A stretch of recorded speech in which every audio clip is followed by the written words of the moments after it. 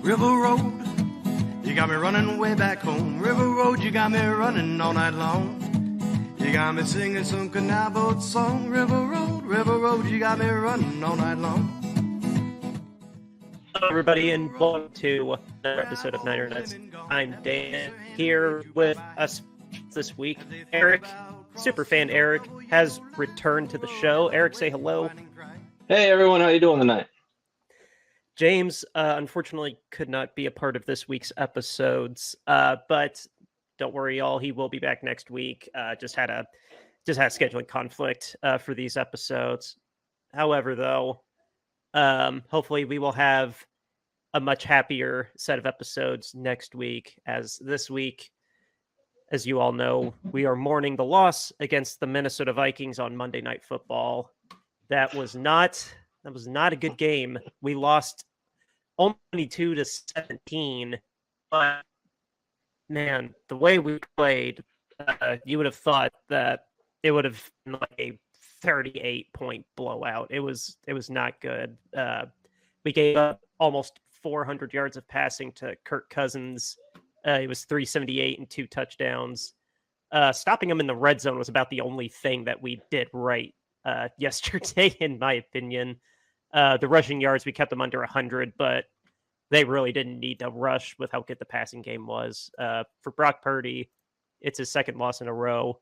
He had decent numbers if you look on paper, except for the 2 interceptions, almost 300 yards, 1 touchdown, 2 picks. Couldn't really get anything running on the ground. Christian did have 45 yards and a touchdown in addition to his 51 receiving yards and 1 receiving touchdown. But yeah, just I don't know about you, Eric, but for me, it's definitely flipped what the issues with the team are. Like last year, and you could maybe argue the year before, the offense was not the strong suit of the team. It was efficient enough, but the defense was like the anchor. The defense was getting it done. Now, 2 weeks in a row in, as I've noted in my name, this Midwest nightmare, 2 road losses in the Midwest in a row now. Our defense isn't just leaky. Our defense just flat out looked terrible. Like the Browns game, it at least came down to a kick, and we could have addressed those issues, lick our wounds. Like, it wasn't pretty, but we won. But obviously, we lost. But now this time, I mean, Brock Purdy being efficient, like even better than efficient, let's say, like he is playing better than Jimmy G did. But Oh yeah, but my God, I don't know what's happening with the defense. I don't know. What was your main takeaway from the game? Because mine clearly is just we need to have some serious soul searching on defense. yeah. I mean, I think that the defense last night definitely let us down. They converted. At one point in time, they were converting like 70% of third down conversions, which you're never going to win if the other team is converting 70% of third downs. I think it was like 8 of 14. I think that's what the final was.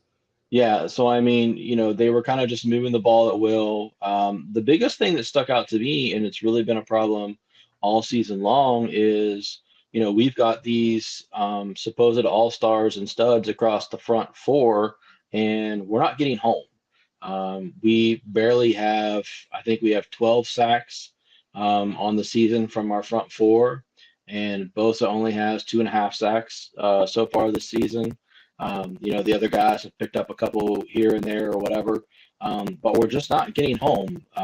Previously the last 3, maybe even 4 seasons, that front 4 has been the stalwart of our defense. That's what everything has started with. That's where everything, that's the engine that drives the bus, right? Those front 4 get in, they get sure, they get home, and then the back end doesn't have to really keep up and doesn't have to defend and doesn't have to run around and scramble a bunch on the back end, keeping up with receivers and everything, and our cornerbacks don't get exposed. Well, so far this season, we're not getting home up front at all, and we're being forced to blitz. And then when we're forced to blitz, we're being exposed on that back end, and people are taking advantage of it. And that seems to be the real problem so far this season, is that we've paid like, I don't know, a bajillion dollars, like literally $200 million to get all these sacks up front, and nothing's happening. Hargrave has been nothing, honestly, since he's come over. He's done nothing. His name didn't even get called last night. I mean, he made like one tackle. We paid Bosa. Bosa's the highest paid defensive player in the NFL. He's got 2.5 sacks. Okay, that's nothing. Armstead, I never even heard his name mentioned in the game last night. Gregory probably had the most impactful play last night, and it still didn't even do anything. Cousins just grounded the ball, into the dirt in front of him. So, I mean, I think that's the biggest issue, and I don't know what we need to do to fix that or what we need to do to address that. I think one of the biggest problems that I see is that our front four just kind of get up there and try to beat everybody with their own talent. I don't see us doing stunts. I don't see us doing twists. I don't see us doing anything to sort of create any sort of havoc or chaos up front like a lot of other teams do. I don't even see us lining people up at different spots. We just put the same guys in the same 4 spots all the time. Like, we need to start doing a little bit of different things with the alignment, with twists, with stunts, trying to shift guys around to make pressures happen. And we're not doing that stuff. And I think until we start implementing some of those things into our pass rush plan, we're going to continue to have problems. I couldn't agree more. There's no reason that we have all this money invested in the line with guys that all at some point in their career have proven that they could be double-digit sack people, absolute monsters, absolute destruction. And I'll admit I'm not a 22 film person. I don't have the time to watch all the 22 film, but what you're saying about like we're always lining up in the same spots. There's no creativity in the lines. It's just pure power. Let's just all rush, just go straight through. Like I have noticed that it seems like that's all we're doing.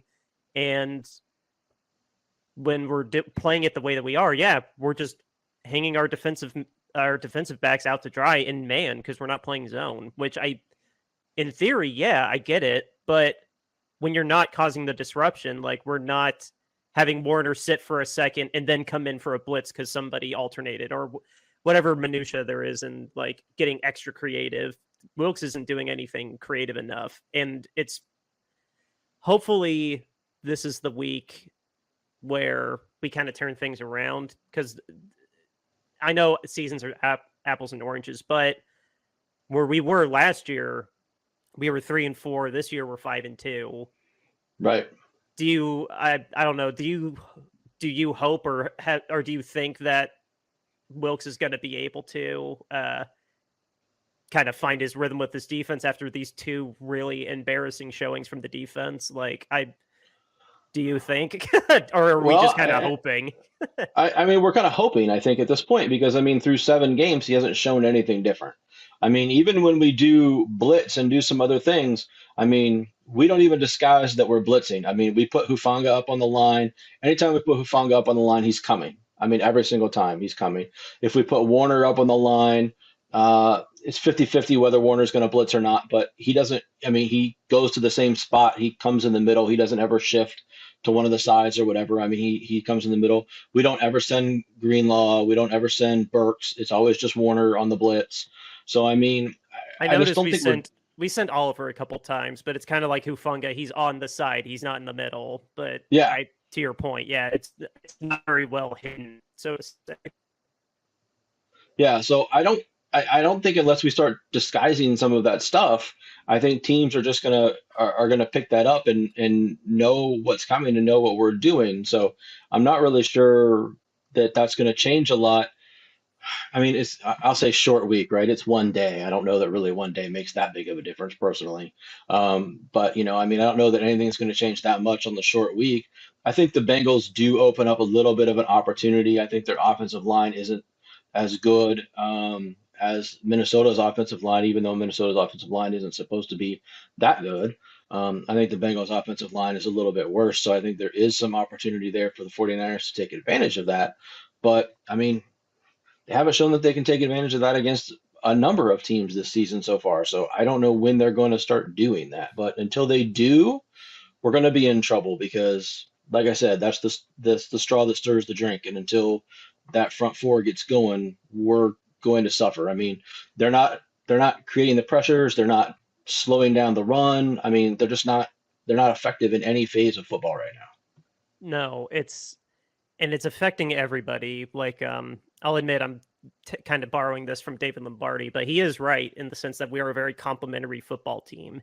Not that Purdy can't handle pressure. Purdy clearly can handle pressure, but when there's no mojo coming from the defense to kind of hype up the offense, it's kind of a silly to say out loud intangible, but it's a real thing. Like, I've noticed, especially in these last 2 weeks, when the defense is tired and they've been out there for like 6, 7, 8 minutes because the drives, we've been up so many 9 play, 10 play, 12 play, freaking 14 play because we're just turnstiles on third down.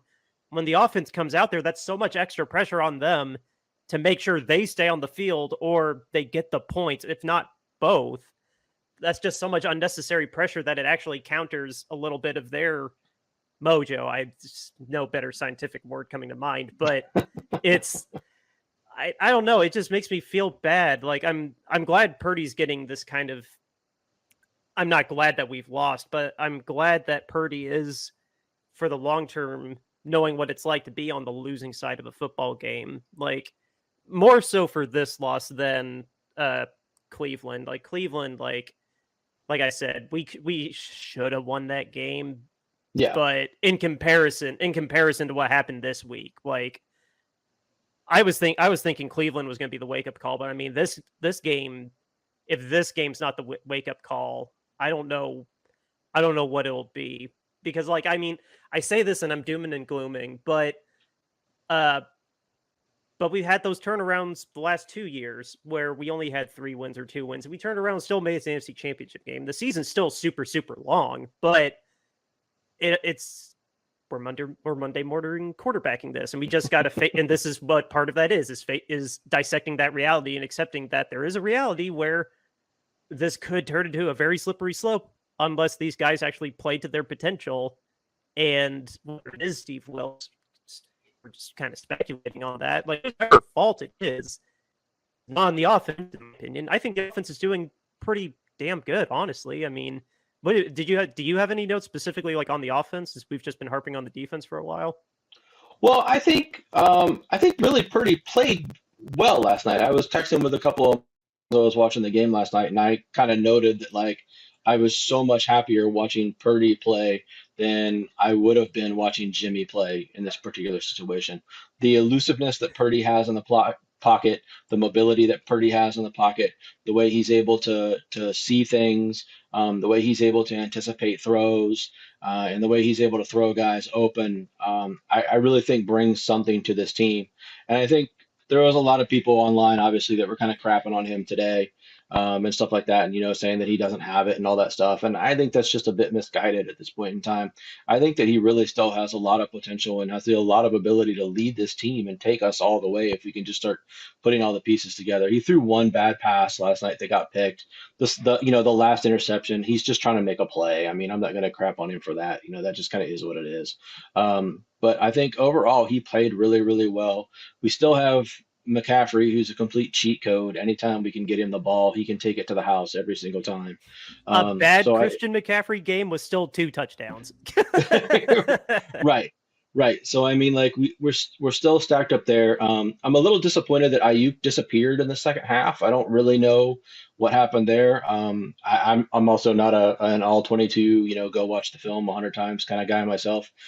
So I don't know where he went, and they didn't really talk about it on the telecast. The Monday Night Football telecast was terrible last night, by the way, as well. But I don't know what happened to him. I don't know if they just started doubling him a ton in the second half or what, but they completely took him out of the game, basically. So, I mean, we're still good with him. I mean, Debo's going to come back probably after the bye week. So, I mean, I think we're going to be fine. It was nice to see Kittle come alive last night, who's, he's been kind of missing in action for most weeks this season. So I think offensively we're going to be fine. The problem is that we just didn't get enough drives last night to really do anything with. We really only had, I think it was 8 drives that were of any meaning. We had one at the end of second quarter that was obviously just a quick kneel down, so I'm not really counting that. We only had 8 drives, and then we only turned 3 of those into points. That's not effective enough. That's not going to get it done. That's not going to win you games. I mean, you've got to convert more of those drives into points, and this team is capable of that. We just didn't execute last night and didn't get it done for whatever reason. I mean, unfortunately, Moody missed another kick. Um, I was really happy to see Kyle send him out for that 54-yarder. I thought that was really encouraging. I thought that was a really impressive and a very smart, probably underrated coaching maneuver that people are going to overlook on Kyle's behalf, to really give the kid a huge vote of confidence and say, look, I'm putting you out there for this big kick in this big situation. Even though you missed one earlier, I'm still sticking you out there, and having him kick that. I thought that was huge. So hopefully that kind of rights the ship with Moody, and we'll see how things go going forward. But I still think this team has a ton of potential. I mean, the reality is, if we go out and we beat the Bengals next week, we go into the bye week 6-2. I don't think anybody's really going to be that terribly upset. Yeah, I obviously still like just in the shadow of the game. Like I know like I'm not on the team, and I'm trying to go past my 48 hour. I try to follow the 48-hour rule, even though this is a weird week with it.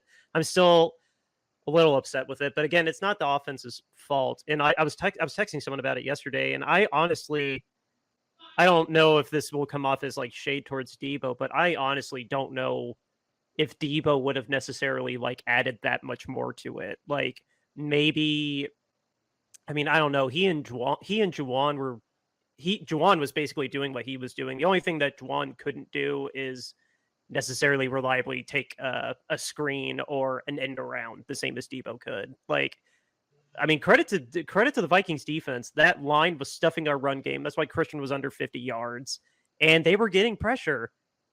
The best thing about Purdy, though, like I've told James time and time again, is his pocket awareness and his brain. Those are his best attributes.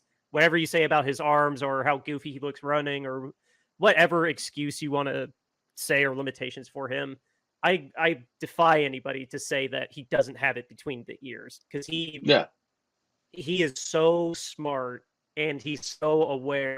I don't fear that he's going to throw a pick if the ball goes over 10 yards like I did with Jimmy. Like, Jimmy needed things to be open. Purdy just expects things to be open. And it's clearly worked out like 9 out of 10 throws, except the one that he admitted that he sailed a little bit. He threw it too early. And then, like you said, he shouldn't have thrown that second interception, but you're in panic mode. There's less than 30 seconds left.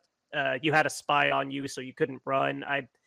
The kid's like 23. Cut him some slack. It was the only really dumb throw that he's basically had. Like, I'm not writing him too hard on that one. But bigger point, like I'm trying to say is, yeah, I want Debo back, and Trent would be nice to have back too. But I don't think either of them would have really changed anything. Moore held up okay. I don't know what Debo could have done that Juwan wasn't already doing. I just think that defense, at the end of the day, that defense has got to get better, and it's got to be less. It's got to be more balanced. We can't have the offense carrying the defense, because we've seen the defense carry the offense and work out fine enough, but we're clearly not working the other way around, where the offense has to carry the defense like as badly as the defense played yesterday, if we're calling this the basement. Yeah, I mean, I think I don't want to sit here and say that the entire defense is bad, because the linebacking layer is still great.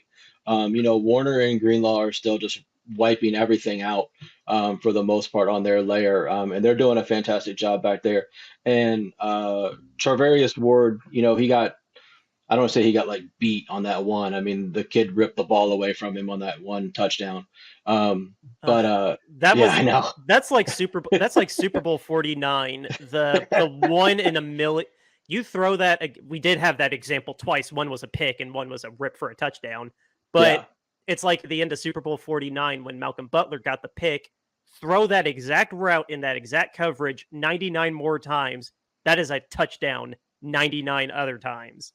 Yeah. Like, I'm actually using that as the thumbnail for this episode. The one where you can tell it's in Charvarius's like forearm instead of like in his chest, and that's how Addison ripped it out. Yeah. I was Yeah. I couldn't even be mad. I went cold and I was just staring at the TV. Like I couldn't even express anger at how awful that luck was. Yeah. Yeah. So, I mean, I thought Ward played. So, I mean, I thought Ward played well, and he continues to play well all this season as our number one corner. I Oh mean, yeah. I think corner on the other side is still a little bit sketchy. I think that we're still getting beat on that side a little bit too often. I wish that we could make some sort of move to upgrade that side, but I just don't know what that move would be. Everybody keeps talking about Surtain, but he doesn't appear to really be on the market, so I don't think that that's going to happen. I think that we got again for the second week in a row. I think that we got jobbed a little bit on the penalties. I think that a couple of those calls that happened in that game were pretty bad. I think that a couple of those penalties on Ward were not really warranted. I think it was just a little bit of, good play back and forth by both players out there. So I don't know what you're supposed to do in those situations, and that those calls are just going to happen. But I don't think it's all bad on the defense. But I do think that until we can fix that front four situation, until we can start getting home, we don't even have to necessarily get home, but we have to start making the quarterbacks uncomfortable back there, and that's the biggest thing. Is we're just not even making the quarterbacks that uncomfortable. I think that's the biggest problem. Yeah. I agree. It's definitely not a teardown situation at all. The talent there. It's just Steve Wilkes needing to retool his strategy to maximize what everybody is good at. And just we have all these rushers, like don't just have them all just run in a straight line like it's a blitz every time. Like you gotta I don't know. I hope he and Kyle are having this really nice. I hope they're having a really tough meeting between now and Cincinnati. So because I guess to wrap this up a little bit, we are going to listeners take a bigger picture of the road to the number one later this week. But just for a last thought on Cincinnati before the Vikings game, no, I wasn't that worried about Cincinnati, but I kind of am now. They're going through the same thing that we were last year, where they were very hit and miss, very not good, and then they hit a corner and they just went to the moon. And now they're coming off a bye week after a game where they beat the tar out of the Cardinals. So Yeah. we're at home, but do I think it's going to be the 40-point beatdown like we had against Kansas City? No, I don't think it'll be that bad. But is there a chance that it goes as bad as Minnesota? The way we played against Minnesota, I mean, I don't feel I'm out of range to be a little scared. Well, I mean, if we don't make Burrow uncomfortable, if Burrow is able to sit back there for 2.5, 3 seconds and make his reads and make his throws, we're dead in the water. I mean, if we can't get home and we can't make him uncomfortable, we're done because Burrow will pick us apart, and the receivers are talented enough. They'll move Chase around. They'll get him off of Ward. And I don't know if Higgins is going to play yet or not. I haven't seen if he's cleared yet or not. But Boyd is still pretty good himself. But they'll get Chase open. They'll get him off Ward. They'll motion him. They'll put him in the slot, and Ward doesn't move down into the slot. And if we can't get Burrow uncomfortable back there, he will pick us apart. That'll just be what happens, and that'll be our downfall. So it's going to come down to that front four again, having to get home, having to get 2, maybe even 3 sacks on Burrow, and getting him knocked down and getting him pressured. I don't think Cousins' jersey got dirty. I mean, I know they're on turf, right? But I mean, I don't think he got knocked down that entire game last night. That's ridiculous, absolutely ridiculous. Paying $200 million. He got sandwiched in between two of his own players, popped out and completed like a 3rd and 16. Like, Yeah. How the hell? Yeah, yeah. But I mean, like, we're paying probably $250 million to that defensive line, and we didn't knock Cousins down an entire time last night. That just can't happen.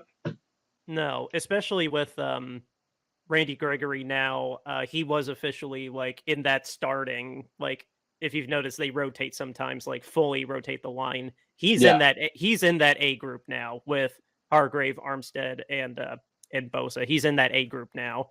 So you would think I don't know. I'm very disappointed too. I think the graphic I saw earlier was that as a team we have 15 total sacks, and the number one team, the Ravens, literally have 30. They have twice as many sacks as us. So Yeah, I mean, you're right. That's what it boils down to, is that we need to get that pressure. Like without that, that's more pressure on the offense, and it's just all dominoing because we're not a team that's carried on one side of the bar or the other. We have to. Kyle's created this team in a way that we have to be in balance, or we're not going to go anywhere. yeah, yep, very true. Yep. And I think honestly with that, I think we found a good point to hit a little pause so I can talk about our sponsor, I almost said Shady Sports again, RoyalRetros.com. What's RoyalRetros.com, guys? It is your go-to place for retro throwback jerseys. They have all the major sports covered: basketball, football, baseball, hockey, all the jerseys that you could want. If you want to reminisce about a time when your team was better than they are now necessarily, or you just want to stand out in the crowd, Royal Retros is where you're going to want to go to get that authentic throwback jersey. And with our promo code Shady Sports down below, you can get 10% off of your entire order. Again, that's Shady Sports at RoyalRetros.com. Go get yourself a Royal Retro jersey today. Also, James and I, we are doing a campaign. We've been in the midst of a campaign for the past couple months now to bring accountability to NFL ownership, or to help raise awareness of ownership accountability, so to say. And so in part of that, we have started this hashtag that we've been trying to circulate, get going out there, hashtag owner accountability, along with the phrase owner standards over player standards, because we feel that owners need to be held to a higher standard than the players, if not at least equal. And this was inspired in part by the Houston Texans minority owner who was accused of some misconduct in Kentucky. I'll just leave it there for sensitive ears. But no, it's just all insane that we found out what he did so much later after the fact versus, say, a player.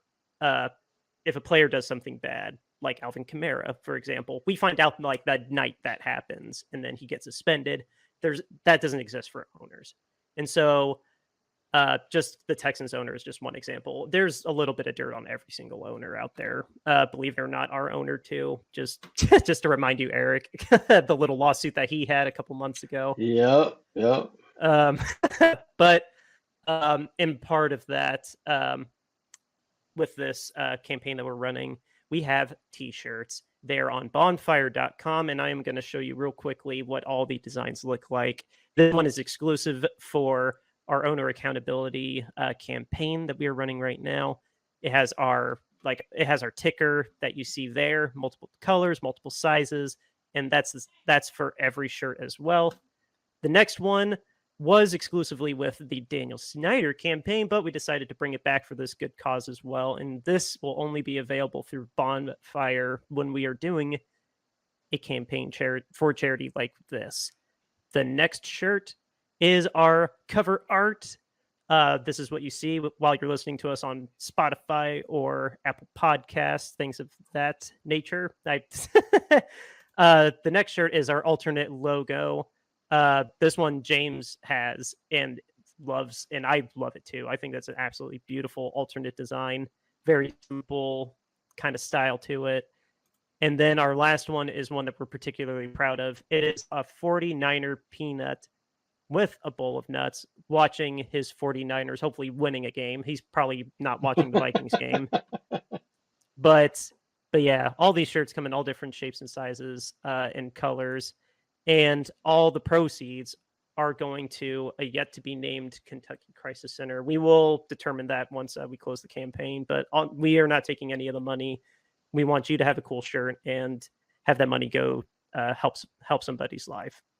So with that, the only thing that I got in the news, honestly, I didn't really see that much going on in the news except that Broncos safety got suspended for 2 games. His suspension got reduced from 4 to 2 games.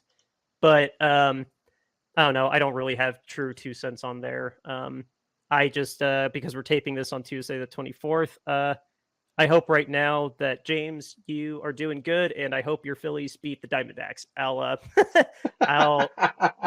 I guess I'll leave that there. Eric, do you have any last 2 cents for this little recap episode?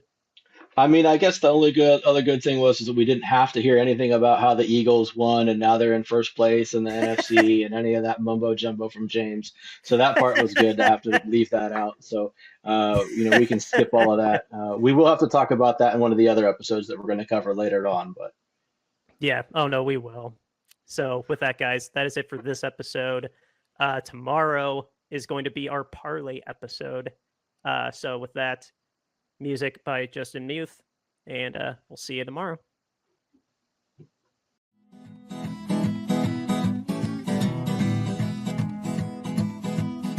River Road, you got me running way back home. River Road, you got me running all night long. You got me singing some canal boat song. River Road, you got me running all night long.